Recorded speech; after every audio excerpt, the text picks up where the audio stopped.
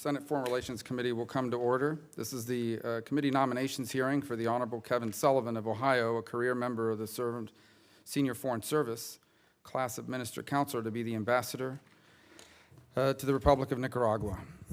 Mr. Francisco Palmieri of Connecticut, a career member of Senior Foreign Service, to be the ambassador to the Republic of Honduras.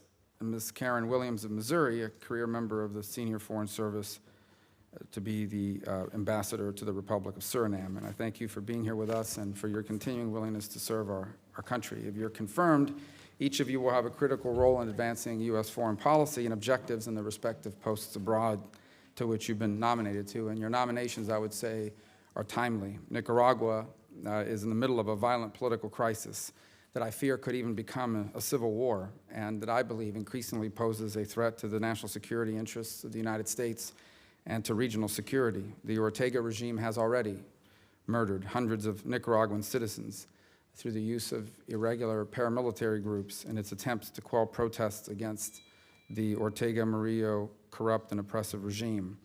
The situation in Nicaragua has all the necessary ingredients to spiral out of control and destabilize the region even further, and that includes a deteriorating economy, a government rotten with corruption and cronyism, a military divided between the government and the people, paramilitary groups, as I said earlier, that swear allegiance to Ortega, but whose chain of command is unclear, and citizens who want their voice to be heard.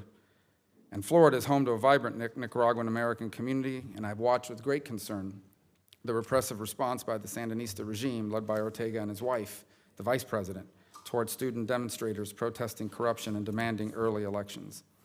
Nicaragua continues to align itself with Cuba and Russia and Venezuela in international forums, often against the interests of the United States and other democracies. And we need a strong ambassador in Managua to give the people of Nicaragua a clear and consistent message that the United States stands with them and their demands and expectations for democracy, for respect for human rights, and for the rule of law. Honduras has its own set of challenges. Many of its citizens are having to choose between street violence and fleeing their country.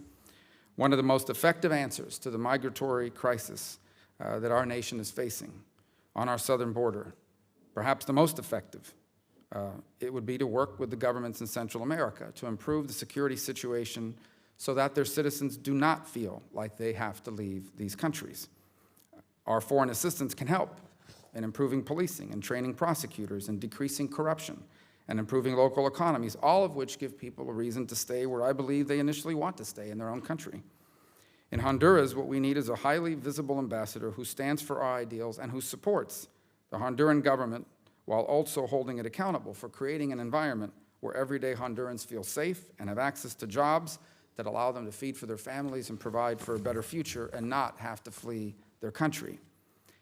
And lastly, Suriname has been a relatively stable democracy since the late 1990s, with an economy mostly centered on natural resources extraction, especially gold and oil. Like many countries in the region, it has unfortunately been a source, transit, and destination for men, women, and children subject to sex trafficking and forced labor. Combating human trafficking is an issue of personal importance to me, as it is to most of the members of this committee, and we've made it a legislative priority of our work here during my time in the Senate and during many of the careers of those on this committee to deal with this issue as a legislative priority. Many trafficked persons are used as forced labor in mining camps, as well as in the agriculture and fishing industries. While the country continues to make good efforts, it does not fully comply with minimum standards for the elimination of trafficking. They are currently on the Tier 2 watch list. I hope that if confirmed, our new ambassador will work with the government to improve their efforts to combat trafficking in all of its forms. Again, I thank each of you and your families for your willingness and your commitment to continue to serve our country. Our diplomats are some of the finest, if not, I would say, the finest in the entire world, and they are the building blocks of our efforts to defend freedom, security, and prosperity for ourselves and for our allies. And I now turn it over to the ranking member, Senator Cardin. Thank you for focusing on that issue. And Senator Gardner was here earlier as well, and he referenced that in his comments before he had to leave. It's an unusual hearing because while you're nominated for new posts, both Mr. Palmieri and Mr. Sullivan are either currently or just recently in posts of great regional importance, and I think will give us insight into your service as well in these new posts. So I wanted to just begin on the El Salvador question. Mr. Palmieri, it's your understanding that the U.S. government worked hard and made very clear to El Salvador that we did not want them to switch recognition from Taiwan, but they did so anyway. I've confirmed that independently, but that would be your understanding as well. Yes, Senator. They knew how we felt about it, and they did it anyway. Absolutely, Senator. And the second thing I want to clear up, because Senator Markey asked these questions, I mean, you've been the Assistant Secretary for the Western Hemisphere, the Alliance for Prosperity. Assistance to Honduras is a big part of that portfolio. And he was describing a situation in which government forces, both police and army, are currently involved in widespread abuses against the population of Honduras. In your time there, I'm not saying have there been any abuses. I mean, there's no country in the world in which police forces have not stepped outside the line, and hopefully they have a criminal justice system to address it. But in the time since the Alliance for Prosperity has been functioning, have you seen widespread evidence of police and/or government forces conducting widespread abuses of the population? There were reports of security forces that were involved in human rights violations in the wake of the November 2017 elections. That is an area where a national dialogue has been proposed in Honduras to address those specific incidents. And so that is an area that, if confirmed, an area of human rights concerns that I would be engaged in. Yes, sir. He described also speaking to some in the migratory pattern and them citing examples of these abuses as reasons why they were coming. Have you seen evidence that the migratory crisis has in some way, some of the migrants are coming to get away from government abuses? Because what we've heard mostly is that it has to do with the criminal gangs that act with impunity in areas in which there is no police and or government presence or not a sufficient amount. And our program is designed to build their capacity to address it. But have you seen widespread evidence that some of the migratory pressures being created on the U.S. are being driven by government abuses? Senator, I think you are correct in pointing out that it is not widespread government abuses that is driving the migratory process, but the endemic violence caused by these gangs. Yes, sir. Now, both you, Mr. Palmieri, and you, Mr. Sullivan, as I said, have a broad view of the region, and I'll tie this into both of your potential posts here in a second, but we never talk enough about the Western Hemisphere with regards to the national security and national interest and stability of the national security interest of the United States in the region, and in particular the role that stability plays in that. Is it, for example, I would ask both of you, is it your opinion that the migratory situation that's been created by Venezuela, the pressures it's now putting on Brazil, which has had deployed troops to the border to quell what sounds like individuals going into a camp or a village and attacking people in response for something else that had happened allegedly by one of the Venezuelan migrants. In Ecuador, that now faces a significant government shortfall, a government, by the way, that has been much friendlier to the United States than the previous government in Ecuador and more cooperative, which is a positive result, but they now face a massive budget shortfall, partially driven by the fact that close to 600,000 Venezuelan migrants have been driven there. The situation in Colombia, which continues to absorb a large number of migrants. As Senator Cardin pointed out to me up here at the dais before we began our hearing, that the numbers in Venezuela and migratory pressures now are approximating and perhaps even surpassing what we saw in Syria. Has the catastrophe of Maduro and his regime and the migratory situation it's created on its neighbors, it's your opinion, it is undermining regional security and those of our allies and partners in the region? Yes, Senator. The migratory flows out of Venezuela due to the man-made disaster caused by President Maduro's rule is a growing problem throughout the hemisphere. It is creating enormous pressures in Colombia. As you just noted, we've seen the reaction now in northern Brazil to a relatively small number when you compare it to Colombia's almost more than 1.5 million migrants. It is the, I think, number one problem that we need to be engaged with in this hemisphere in the months ahead. And the reason why I ask is because the situation in Venezuela is no longer simply about the loss of democracy and human rights violation. It is a significant destabilizing influence on the region, undermining our regional allies, particularly in Colombia. Regional stability is in the national security interest of the United States, is it not? Yes, sir, it completely is. And so as this further destabilizes the region, it further threatens the national security of the United States. Yes, sir. And you would agree with that assessment, Mr. Sullivan?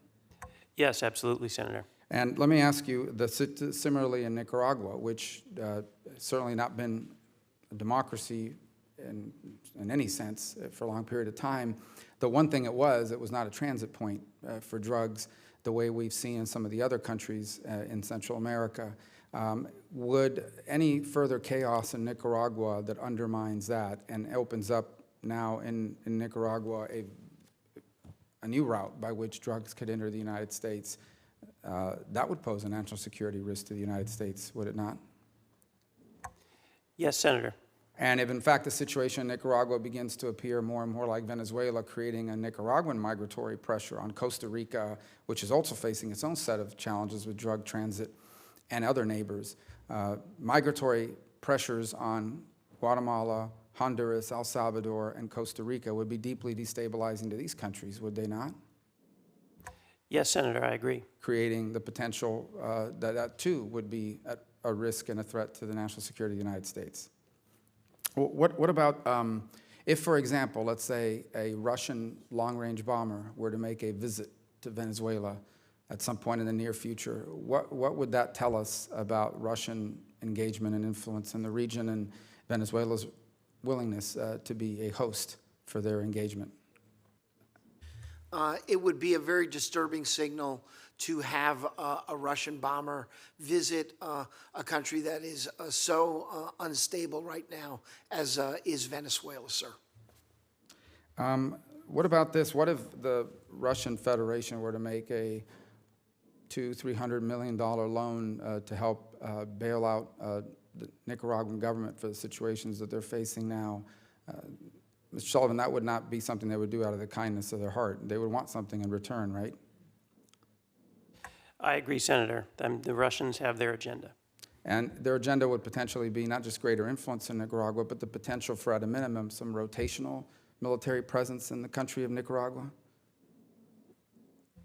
Yes, Senator. And if that were the case, if somehow the Russian Federation under Vladimir Putin were to establish whether a permanent or a rotational military presence in the Western Hemisphere, be it Nicaragua or Venezuela, that would certainly create a national security threat to the United States, would it not? Yes, sir. There's no benign influence that Russia could play in our hemisphere. As far as Nicaragua, that would a Russian military base of any capacity in Nicaragua would be a national security threat to the United States. Yes, Senator. I know we're already paying very close attention to the Russian activity that's already taking place there, and that would be a further concern. And on this issue of China, we talked about the recognition of China and away from Taiwan by El Salvador. That follows on the heels of the Dominican Republic a few months ago and Panama before that. And there are a series of other countries now. One of the ones that's rumored is Honduras, that Honduras could be next. If confirmed, Mr. Palmieri, would you commit to this committee that one of your first acts would be to clearly communicate to the Honduran government that derecognition of Taiwan and recognition of China would harm the relationship with the United States? Yes, Senator, I commit to making that a top priority if confirmed upon my immediate arrival and to report back to you what I hear.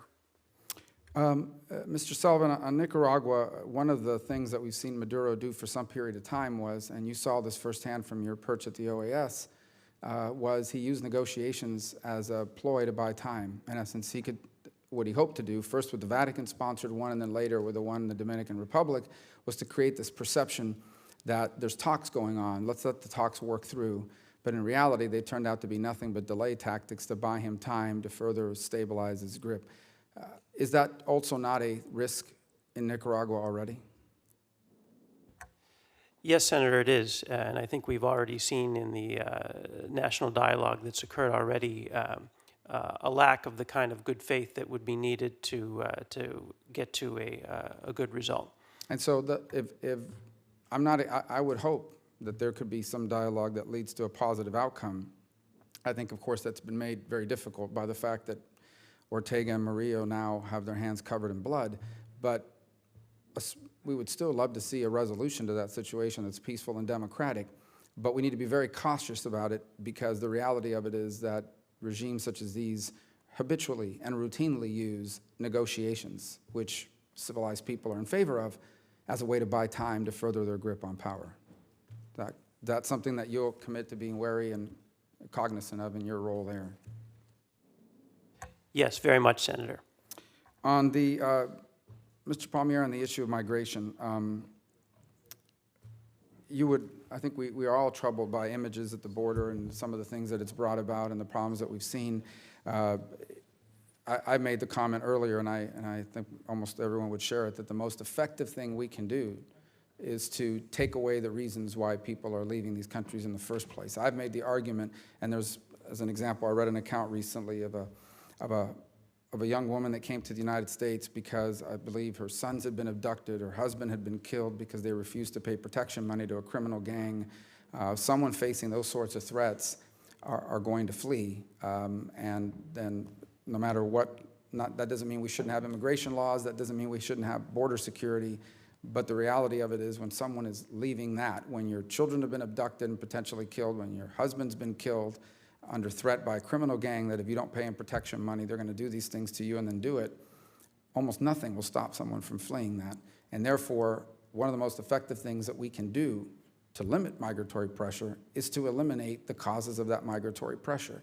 In the case of Honduras, the #1 driver of migratory pressure from Honduras to the United States, coming unlawfully, is criminality on the part of these gangs and drug trafficking organizations and mafias. And the best thing we can do is to help the Honduran government create the capacity to confront and defeat them, both through law enforcement and through judicial systems. Is that your assessment? I share that assessment completely, Senator, yes. And so when we engage in these endeavors to provide aid and assistance, it's not charity. It is in the national security and national interest of the United States to help nations build capacity to prevent these things from happening. Yes, sir. As far as you know, by the way, there is no migratory pressure from Costa Rica, right? Not that I'm aware Or of. Panama, Or Panama. or Paraguay, or Chile, or Argentina, or Colombia, or other countries that don't face this challenge at this point. I'm not ignoring Suriname. I have my questions here, and they'll be my final ones. Well, let me start with this, and I think this was raised earlier. It's concerning. The president's son was, the president of Suriname's son was sentenced in New York to just over 16 years in prison on drug trafficking and weapons charges, and most troubling, for agreeing to allow Hezbollah to establish a base in Suriname in exchange for $2 million. The money was not paid since it was part of an undercover sting operation with U.S. agents. It wasn't actually Hezbollah operatives, but nonetheless, the willingness to do so was frightening. In July of 2017, 2 brothers and Dutch nationals were arrested for suspicion of involvement in terrorist activities in Paramaribo. The brothers allegedly had been recruiting in Suriname for ISIS. Let me just begin. Is it your view, Ms. Williams, that Hezbollah has a presence in Suriname? Thank you for the question, Senator. From what I have learned, the answer to that question is no, that there is not a presence. In spite of those activities by the president's son, there does not at this time appear to be a major issue in that arena in the country. However, it is an issue on which, as we must be everywhere in the world, vigilant at all times, and to be looking for what may transpire for the future, and to ensure that as there are people who leave the war zones from ISIS fighters, et cetera, that they are not coming into the nations in which we are serving. If I can ask, are you aware of the status?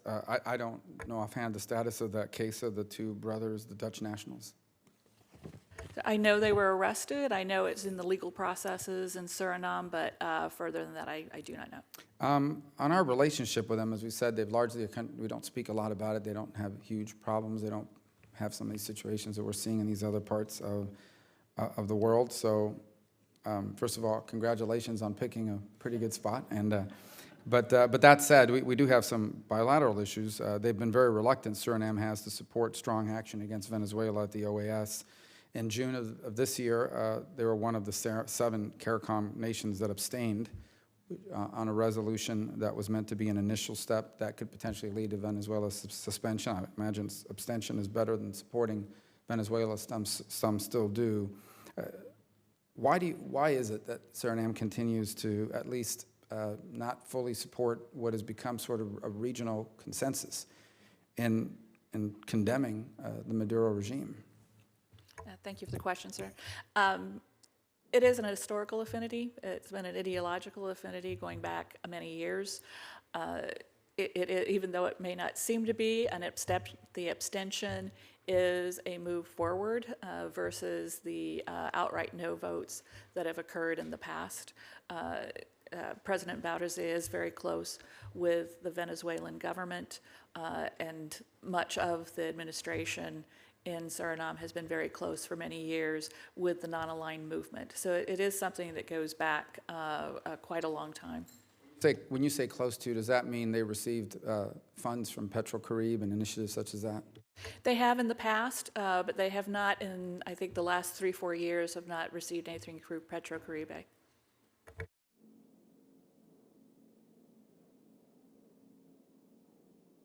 My final question is that we have limited partnerships with the government of Suriname, including one on HIV/AIDS reduction through PEPFAR, which is a program that continues to receive strong bipartisan support, and I should dare say it deserves even more support.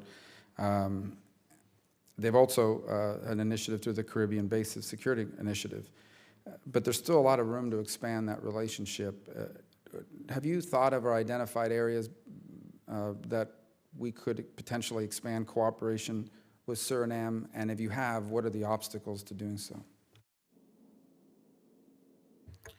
Well, Senator, thank you. Of course, one of the obstacles always is not just what capacity we have to bring to bear against an issue, but also the capacity of the host nation. And it is a very small nation, roughly 600,000 people. One of the areas that I would like to work very closely with them on, if confirmed, is in the arena of trafficking in persons. There are some things that they could do that are not necessarily cost intensive, such as putting together a national action plan that would, if not move them off of the Tier 2 watch list, at least ensure that they have more possibility of a waiver.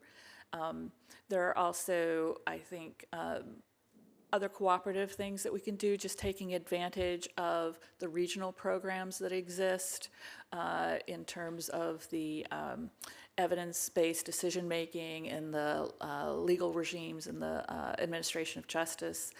Also, with elections coming up in 2020 for the government of Suriname, there are opportunities there, I think, for us to be a strong voice for democratic processes, for peaceful and free and fair elections. And that is something that I would like to, if confirmed,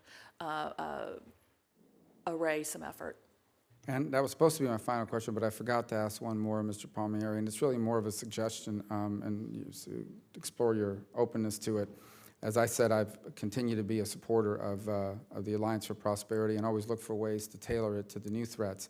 There's a growing body of evidence that these drug trafficking networks that bring fentanyl and its precursors from China and then traffic it into the United States through Mexico are increasingly, because of Mexican government pressure against them, are increasingly relying on trafficking networks in Guatemala and in Honduras.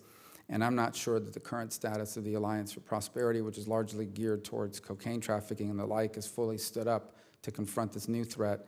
I would both want to hear your comments on and perhaps your openness to committing to working on an adjustment to the Alliance for Prosperity, particularly with regards to Honduras, to help them with two things. First, to sort of identify and intercept and stop the fentanyl trafficking that might be using their networks to traffic it into the United States, subsequently through Mexico.